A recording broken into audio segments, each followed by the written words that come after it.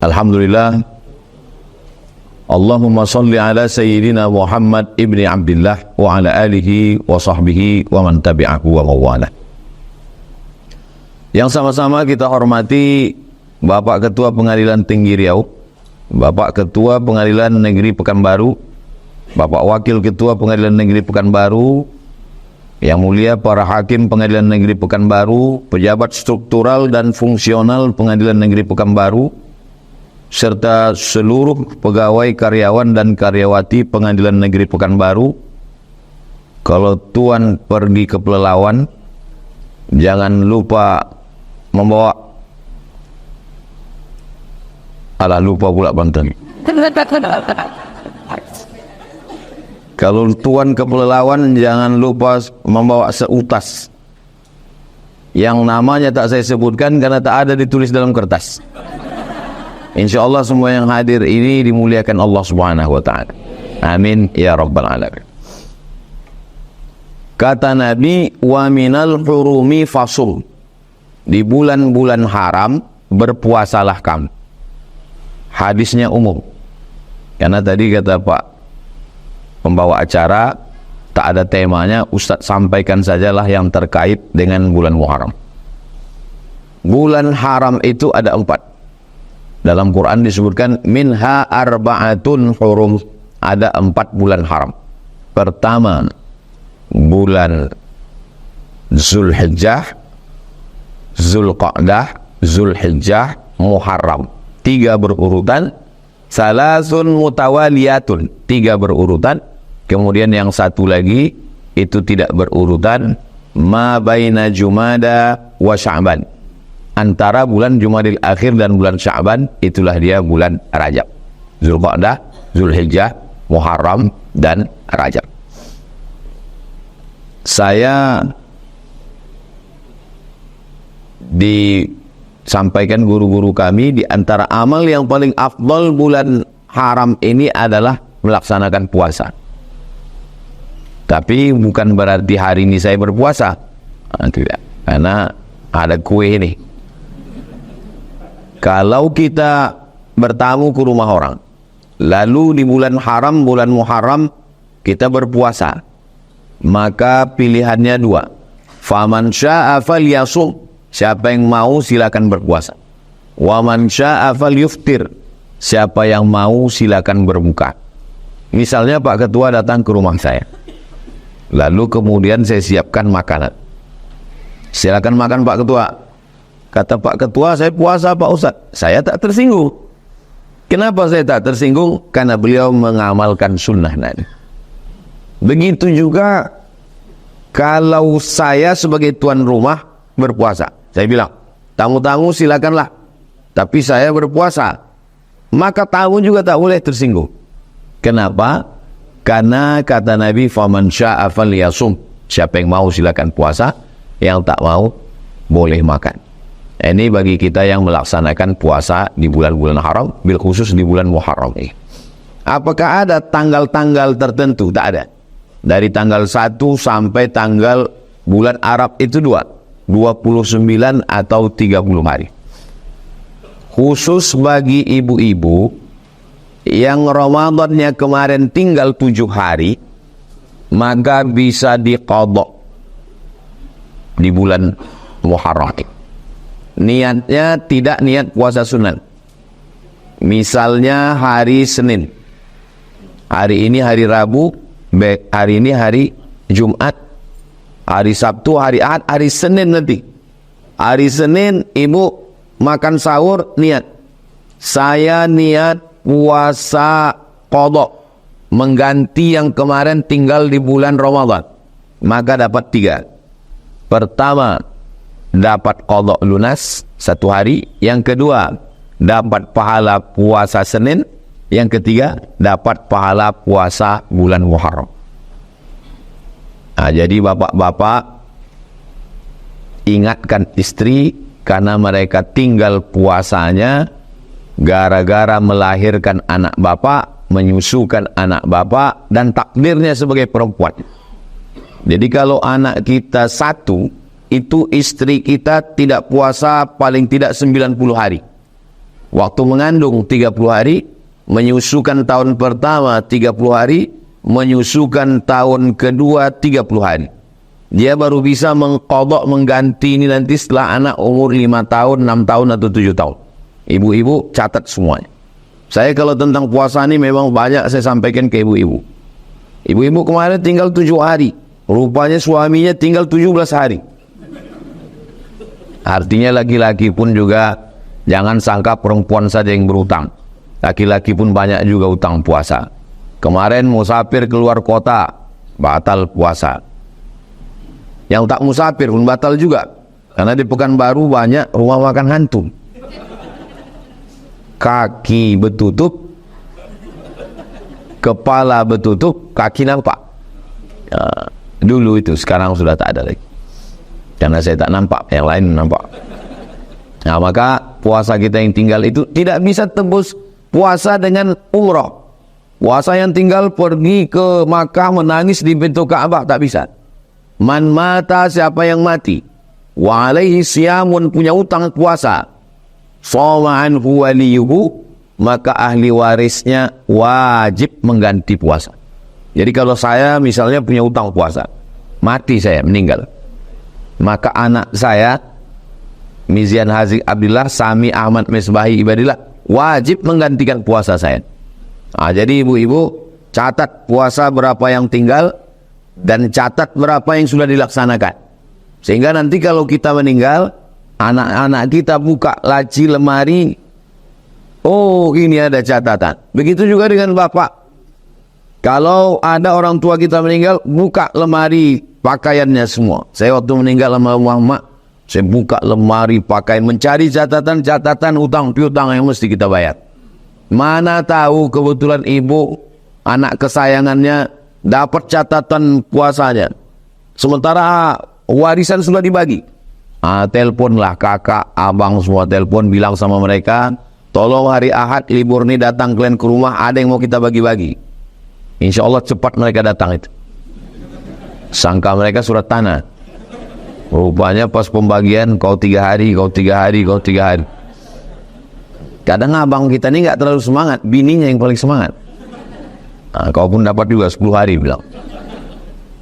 Begitulah dalam ajaran Islam. Kenapa kita disuruh berpuasa? Puasa ini secara fisik dan secara mental. Saya waktu lulus CPNS, tahun 2008 saya lulus CPNS, bulan November. Untuk lengkap ke PNS, disuruh ke rumah sakit Arifin Ahmad, medical check up. Pagi tolong ke rumah sakit Arifin Ahmad, jangan minum teh, jangan sarapan. Kata dokter, kenapa saya tak boleh sarapan? Kenapa tak boleh minum teh? Karena medical check up mau diambil darah, darahnya mesti steril.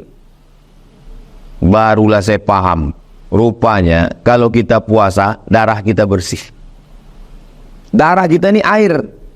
Air ini tidak boleh dicampur dengan gula dan minyak. Kalau bercampur air dengan gula, kalah airnya. Air jadi kental.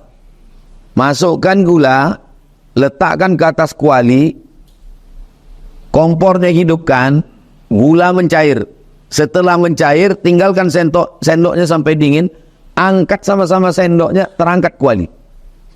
Membeku. Begitulah darah kita ini membeku kalau terlalu banyak gula. Makanya jangan banyak minum gula. Nabi Muhammad seumur hidup tak pernah minum gula. Nabi minumannya madu. Nabi SAW minumannya madu.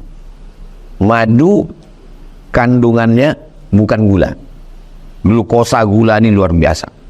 Maka ustadz-ustadz yang paling bagus itu dikasih air putih, macam di pengadilan. Nah, Ustaz Somad ini menyindir ini. Lah, saya tadi di ruangan Pak Ketua udah dikasih teh. Ada tehnya lu gitu tadi.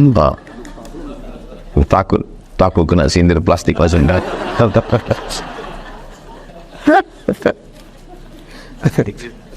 Memang hebat Datuk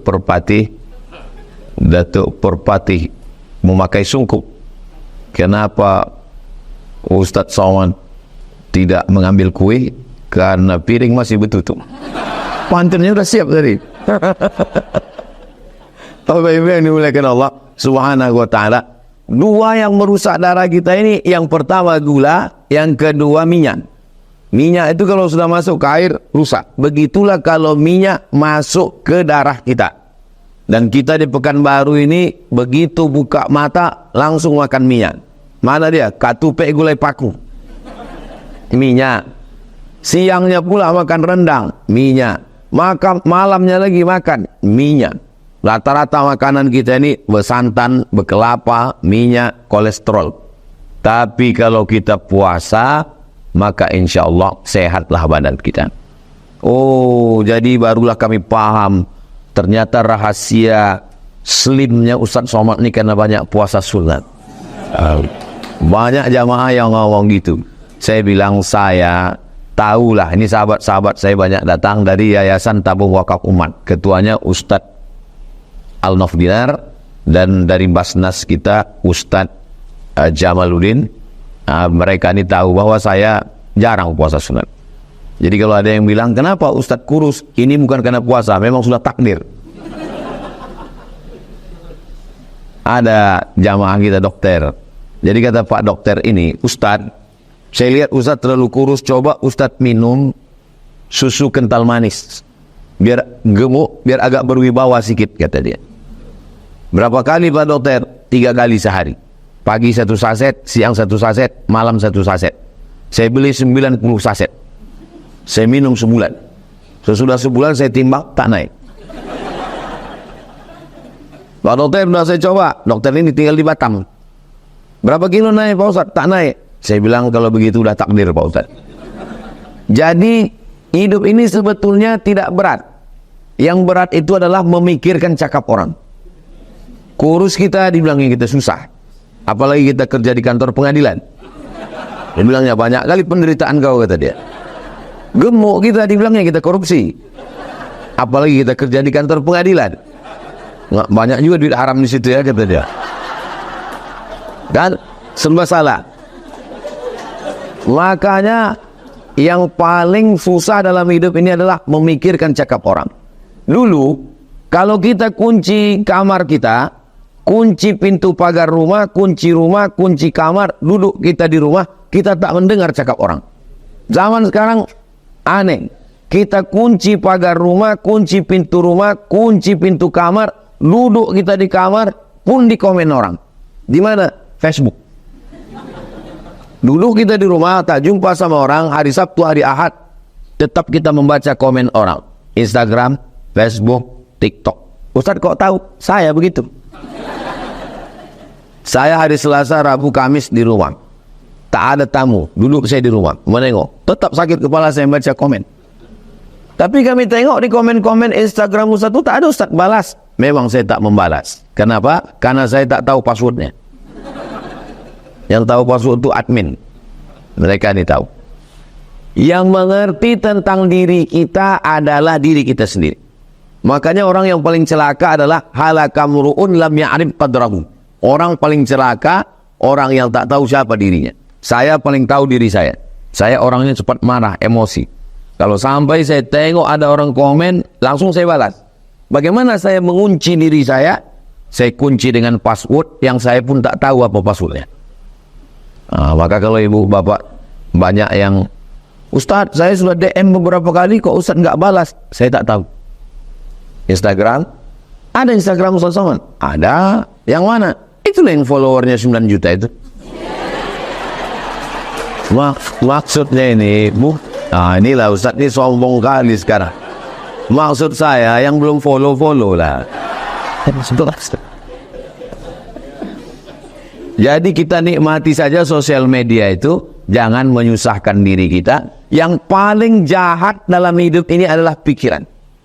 Dan kalau kita sedang puasa, kita tidak hanya mempuasakan mulut, tapi juga mempuasakan pikiran. Orang yang sedang berpuasa itu, pikirannya tak macam-macam. Kenapa begitu? Dia takut puasanya batal. Berbunyi handphone. Hari Senin nih, sedang puasa Senin di bulan Muharram. Kabarnya anak sianu, laki sianu, bini sianu. Aku sedang puasa. Aku tak ingin pahala puasaku hilang. Habis maghrib baru kita lanjutkan. Jadi selama puasa itu insya Allah pikiran kita sehat. Lewat di depan kita orang pakai pakaian sempit, kita akan menunduk. Kenapa? Pikiran kita sedang puasakan. Orang yang berpuasa itu, yang berpuasa bukan cuma mulutnya, bukan cuma lehernya, tapi juga matanya berpuasa, dia menunduk. Datang orang ke kantornya membawakan duit haram satu koper. Ini duit, apa kata dia? Inni so'im, aku sedang berpuasa. Kau transfer aja kata dia.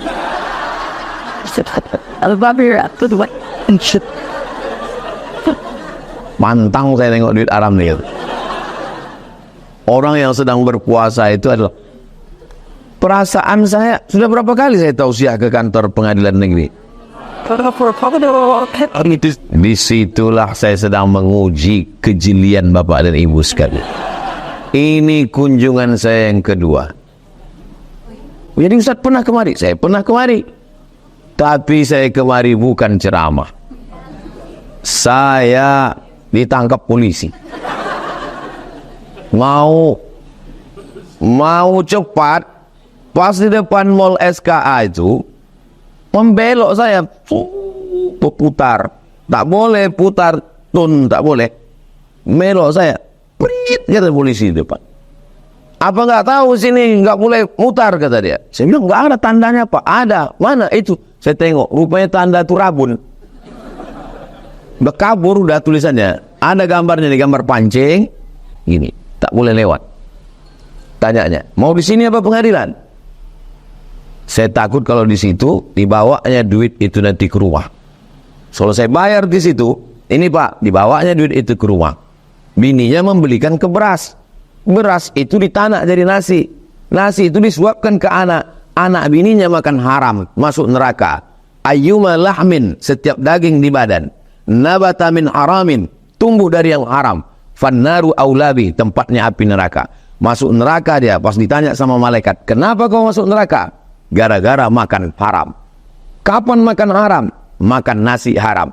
Dari mana duitnya datang? Abdul Somad. Kena juga saya. Maka ditanyanya, mau bayar di sini atau pengadilan? Saya bilang pengadilan. Tapi nanti bapak bayar pengadilan, harus cuti 1 hari. Enggak apa-apa, saya siap pengadilan. Itulah saya ingat, saya di sebelah sini sidang. Saya. Waktu itu saya bayar 70.000. Saya kalau duit keluar nih ingat aja saya. Sidang waktu itu, lupa saya tahun berapa. Waktu itu belum viral kali. Bapak Ibu yang dimuliakan Allah Subhanahu wa taala, jadi langkah rezeki pertemuan maut itu ketetapan Allah Subhanahu wa taala. Kadang kita tak mau jumpa, kita dipertemukan orang. Kapan itu? Itulah waktu saya pertama datang kemari. Tak mau saya jumpa, tapi itu jumpa juga karena tertangkap itu. Hari ini kita jumpa, Masya Allah, tabarakallah. Berjumpa kita di pengadilan negeri, pengadilan tinggi, pengadilan negeri Pekanbaru. Insya Allah berjumpa kita sekali lagi di surga Jannatul Firdaus. Syaratnya mati. Tapi sementara malaikat maut itu datang, kita sempat-sempatkanlah beramal di sini. Kalau dibuatlah rekaman hidup ini ya, kalau direkam, karena ada itu CCTV, dipakai untuk merekam, habis itu dipercepat.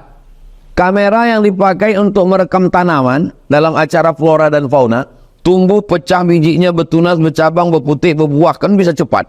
Kita pun begitu juga.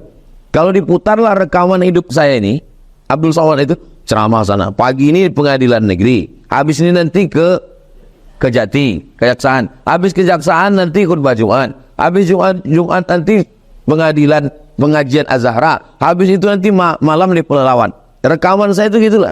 Ceramah sana, ceramah sini, ceramah sana, ceramah sini, ceramah sana, ceramah sini, mati. Bapak-bapak, ibu-ibu yang mulia hakim itu begitu juga kalau direkam. Mati. Mukul palu aja dia. Jadi kalau dipercepat, itu beda-beda tipis antara tukang sama hakim.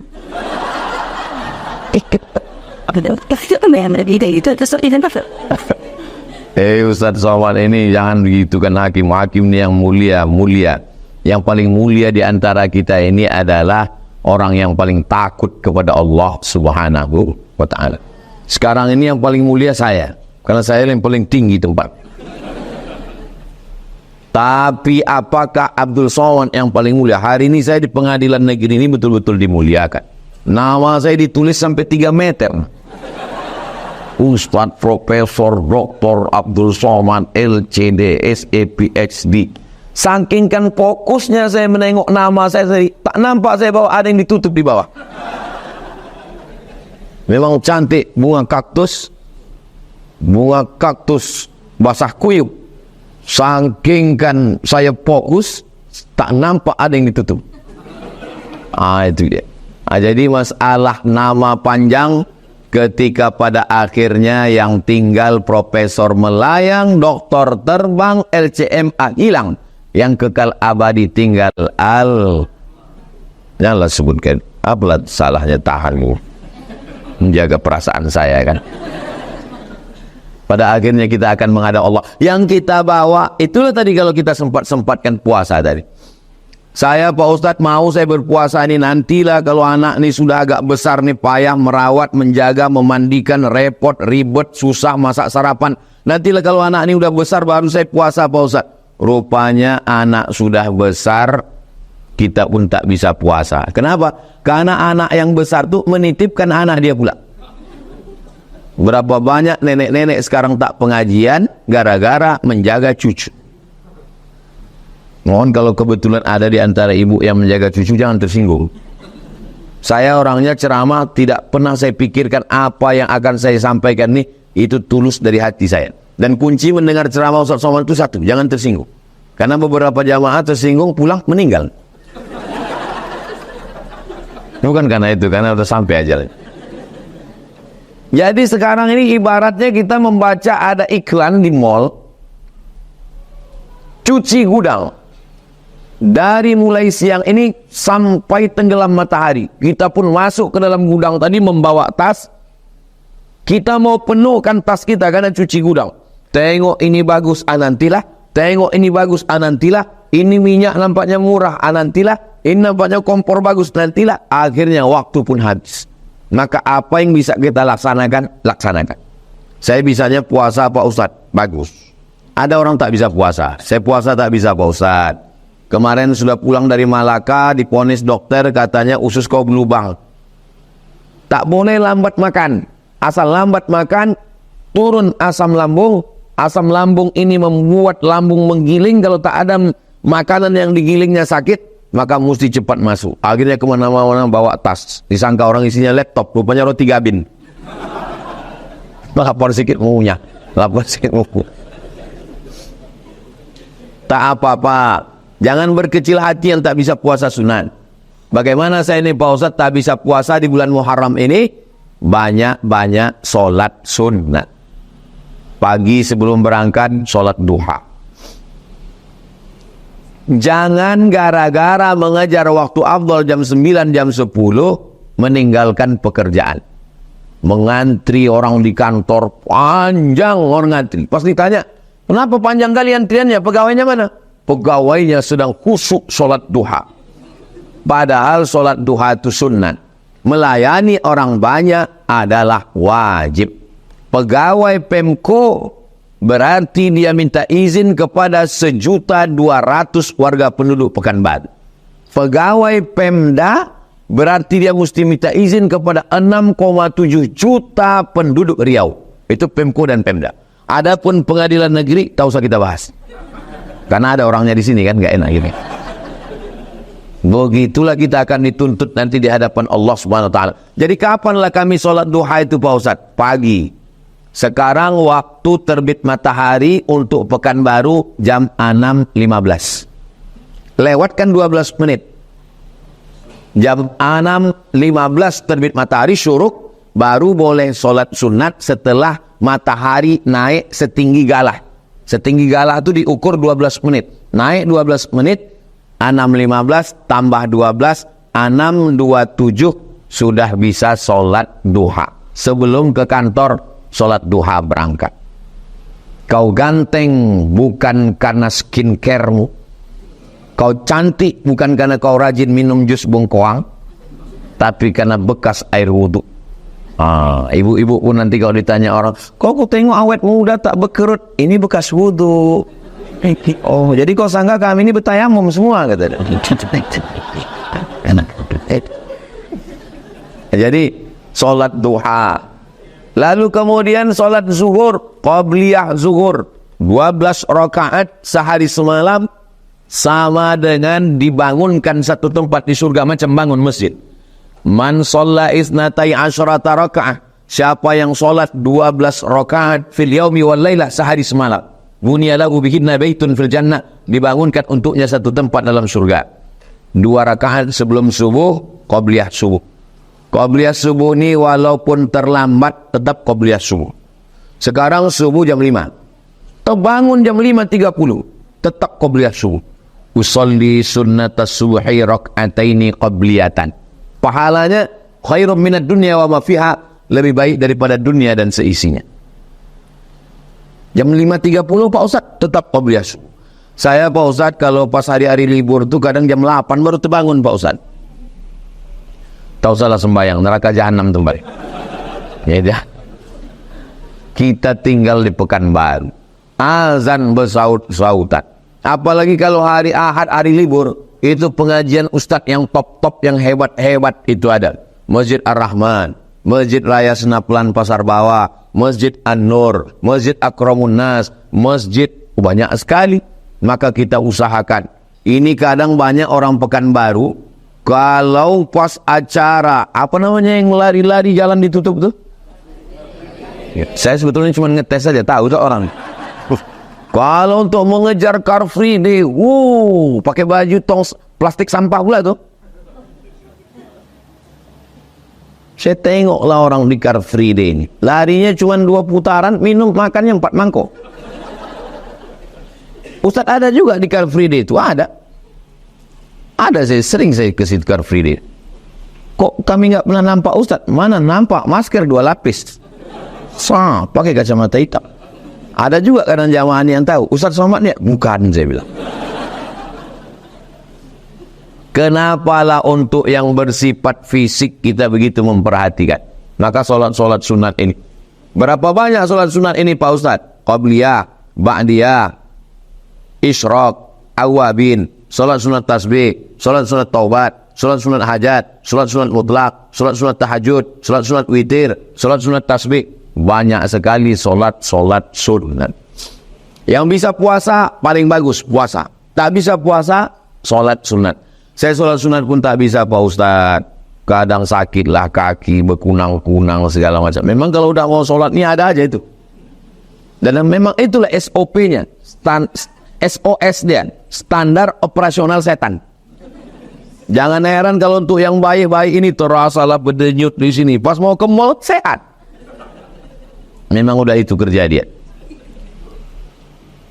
Nomor 2 tak bisa, sholat sunat tak bisa. Yang agak bawah, membaca Al-Quran. Ini hari Jumat, baca surat Al-Kahfi. Man qara'a surat Al-Kahfi, siapa yang membaca surat Al-Kahfi petang Jumat, sore Jumat, siang Jumat, malam Jumat, sampai nanti waktunya habis sebelum azan maghrib. Adha'alahu min nur, Allah berikan dia nur, cahaya. Ma bainal jumu'ataini, sampai Jumat yang akan datang. Cahayanya itu sampai ke hati kita bisa membedakan mana hak, mana batil, mana betul, mana batil, mana bengkok, mana lurus, mana hitam, mana putih. Saking banyaknya orang batil berkata betul, akhirnya orang betul merasa batil. Betul apa batil? Batil apa betul? Betul, batil, batil, betul. Lama-lama ditanya, kau betul apa batil? Entah, aku tak tahu, entah aku betul, entah dia batil. Maka untuk menerangkan hati kita, itulah kita mesti banyak. Malam Jumat baca Yasin. Man qara'a Yasin fi lailatin, siapa yang baca Yasin pada suatu malam, asbaha maghfuran lah, subuhnya dia sudah diampunkan Allah Subhanahu wa taala. Tak sanggup saya baca Quran Yasin panjang Pak Ustaz. Zikir 10 habis subuh, habis maghrib. Habis subuh awal hari, habis maghrib awal malam.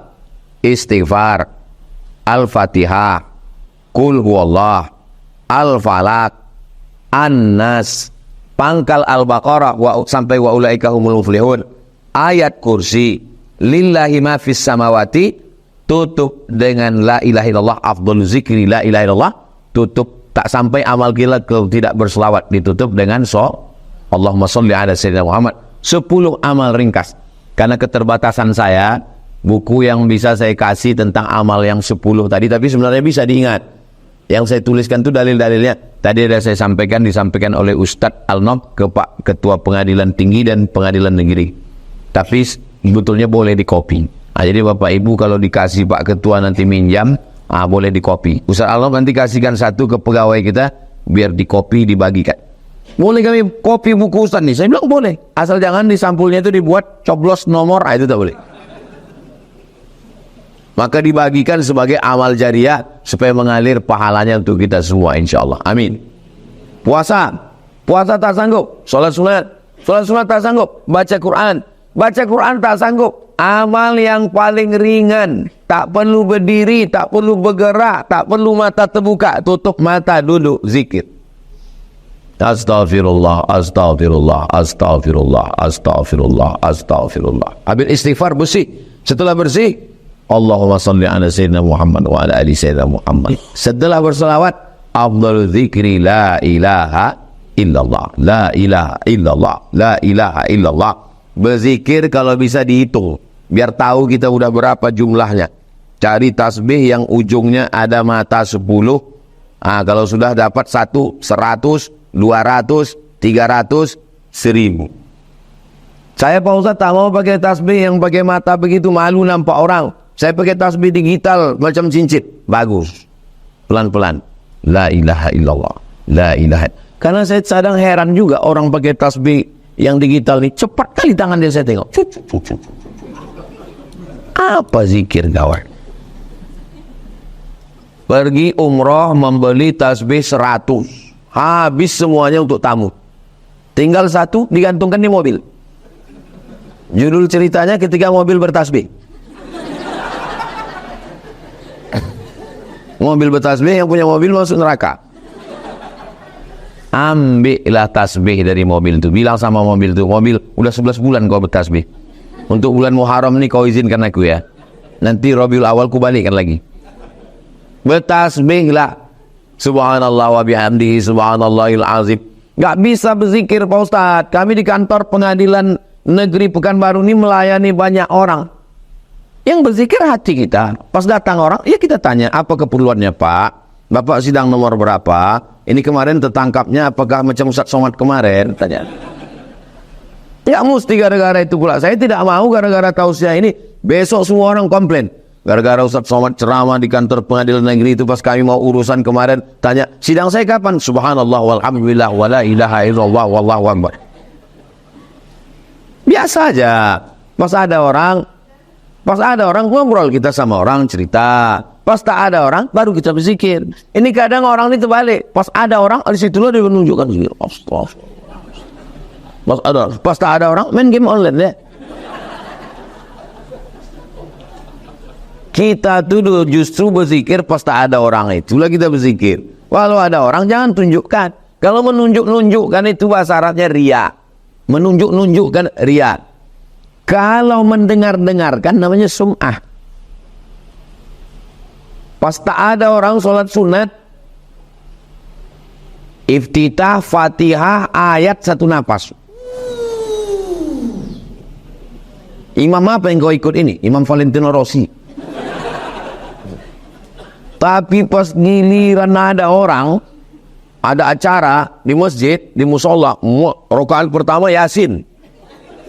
Itu namanya riya, menunjukkan amal. Ada orang yang tidak riya, tapi menceritakan, namanya sum'ah. Sum'ah itu memperdengarkan, dari kata sama artinya mendengar. Alhamdulillah, tadi malam bisa 11 rakaat. Sebelum tahajud itu orang meluruskan kiblat, meluruskan wudhu. Dia tidak meluruskan kamera, streaming. Hai guys, tahajud dulu ya. Boleh memposting, boleh. Postinglah hadis. Sempat-sempatkan beribadah. Sampai masanya nanti kita sempat tapi waktu sudah tak ada. Baik. Tapi kalau gara-gara itu rusak amal kita, ini zikir, ini amal yang paling utama. Kenapa kita disuruh berzikir? Karena sampai masanya nanti kita sendirian di ruang ICU, tak ada anak cucu menantu, disitulah zikir itu datang. Orang yang sedang berada di ruang ICU, tak bisa mendengarkan ceramah, tak bisa sholat, siapa yang menemani dia? Zikir. Apa yang paling sering kita cakapkan, yang sering kita ucapkan, yang sering kita dengar, yang sering kita pikirkan, yang sering kita renungkan, itulah yang akan datang waktu kita di ruang ICU. Ustaz tahunya dari mana? Tahu dari pengalaman beberapa jamaah. Jamaah ini diponis, kata dokter Cipto Mangunkusumo, bawa pulang ke rumah karena sudah tak ada harapan. Kalau sudah dokter bilang suruh bawa pulang ke rumah tak ada harapan, itu artinya siap-siapkanlah ayam untuk tahlil malam ketiga. Tak ada lagi itu. Ibu kalau sudah dokter nanti ngomong ke ibu, Bu, bawa pulang ke rumah, siap-siapkan. Cari memanglah surat tanah. Kenapa lah ibu tersenyum? Pura-pura sedih kenapa? Jaga juga lah perasaan bapak ini. Walaupun dia tak ada di sini, kawannya kan ada. Rupanya bapak ini pas mau dibawa pulang, tiba-tiba terbangun dia. Dari komanya itu, koma dia. Di rumah sakit Cipto Mangunkusumo Jakarta.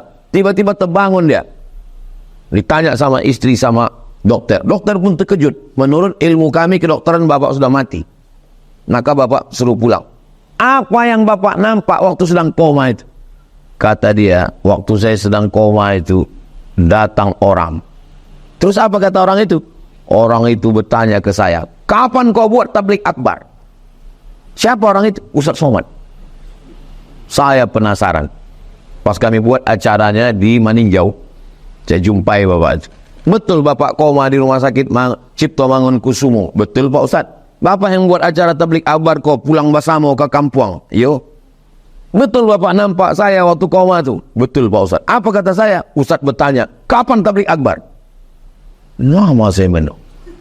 Jangan-jangan saya sudah wali saya ini. Saya ini orangnya rasional. Kenapa dia bisa ingat saya? Alhamdulillah beberapa jamaah yang ingat saya ini 3. Anak-anak, bapak-bapak, nenek-nenek. Anak gadis belum ada lagi. Jadi pas saya tanya, Bapak kalau pagi berangkat dari rumah ke kantor, apa yang Bapak dengar di jalan? Saya Pak Ustadz kalau di jalan itu saya putar YouTube Ustadz. Oh berarti pagi dia dengar saya. Malam sebelum tidur, apa yang Bapak dengar? Sebelum tidur malam yang saya tonton Ustadz. Istri saya pun nonton ceramah Ustadz juga. Baru saya paham. Memori dia menyimpan di bawah alam sadarnya tentang Abdul Somad. Itulah yang terbawa dia tidur. Jadi jangan heran Bapak kalau pas mimpi, mengigau, mendengarkan bini merepet. Karena itulah memori yang tersimpan. Bapak kalau mimpi, jangan semua mimpi ceritakan ke istri. Karena istri yang setia ini luar biasa. Ada seorang bapak-bapak mimpi, diceritakannya ke bininya. Dek, tadi malam abang mimpi. Apa mimpi abang? Abang mimpi nikah lagi. Apa kata bininya? Kau tidur lagi, mimpi lagi, ceraikan dia dalam mimpi kau.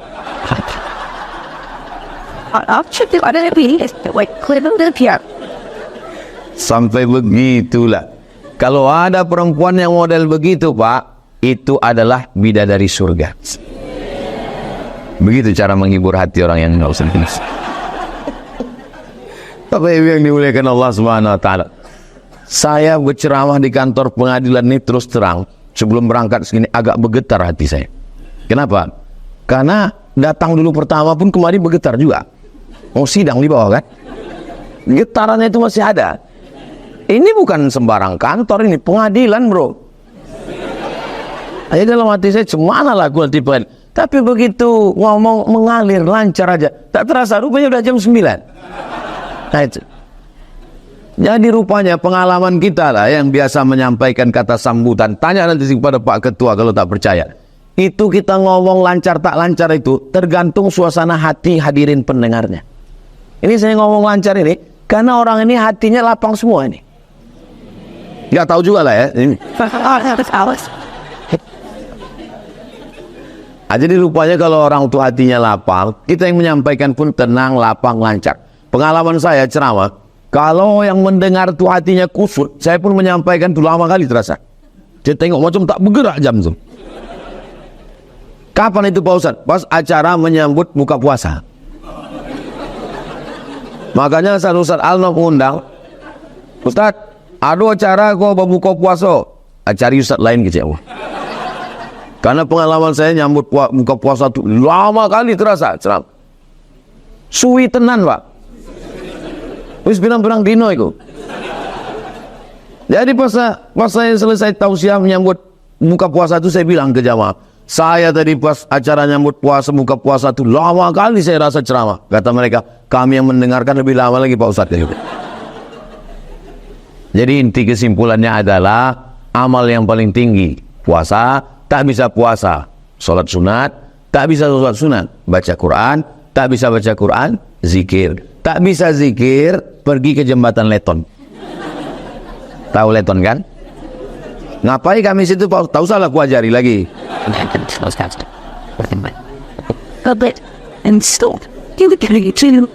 Ada amal yang tak perlu puasa, tak perlu sholat sunat, tak perlu baca Quran, tak perlu zikir, tapi amalnya mengalir tak putus. Apa dia? Sedekah. Itu sudah berdiri pondok pesantren sekarang tahun keempat. Yang mewakafkan tanah di Palas itu tiap hari dapat hafalan Quran 2 juz satu orang. Santrinya 50 orang. 50 kali 2, 100 juz satu hari. Dan anak-anak yang udah hatam Quran 30 juz, berapa orang Ustaz? 22 orang hatam Quran, 1 bulan hatam 2 kali, 1 tahun hatam 24 kali, kali 22 orang. Itulah orang yang paling banyak dapat pahala. Diwakafkannya tanahnya 1 hektar. Kenapa Pak Haji wakafkan tanah ini? Ini gaji pertama saya waktu lulus PNS. Lulus dia PNS, dibelinya tanah di Palas, ditanyanya istrinya, Adinda, buah hati belayan jiwa, siang dan malam terbayang-bayang, makan tak lelap, tidur tak kenyang. Maukah kau setuju kuwakafkan tanah 1 hektar gaji pertamaku PNS ini? Kata istrinya, wakafkanlah bang, mengalir untuk kita berdua. Jadi rupanya banyak juga laki-laki mau mewakafkan tanah di Pekanbaru ini. Tak jadi gara-gara bininya. Padahal kalau kita mati, dijual bini tanah itu. 4 bulan 10 hari cuman dia menanti sendiri. Habis itu dia pun nikah sama Brondong manis. Dijualnya tanah itu seharga 1 miliar. Habis sore-sore naik moge orang tuh. Bunyi knalpotnya. Bertanyalah lakinya yang baru nih ke bini tadi. Ibu jangan tenang dulu, jangan sih. Bertanyalah lakinya nih, bertanya, mana makam laki kau yang dulu yang punya tanah tuh? Tak bisa dia menunjuk pakai tangan, pakai kaki. Itu sana kata dia. Tapi yang mewakafkan, tolong kalau cerita begini jangan ditarik ke diri. Ini maksudnya ceritanya tempat lain ini. Karena kalau bapak tarik ke diri, nanti bapak pulang ke rumah bawaan bapak mau marah aja. Mau marah, kau nanti membonceng dia kan? Ustadz Somad nih cerita dia nih selalu merendahkan. Apa pula merendahkan perempuan? Itu tadi Ustadz bilang perempuan akan menikah lagi. Laki-laki kalau meninggal bininya, itu yang menangis cuma sebelah kanan, Bu. Dan sebelah kiri saya wah.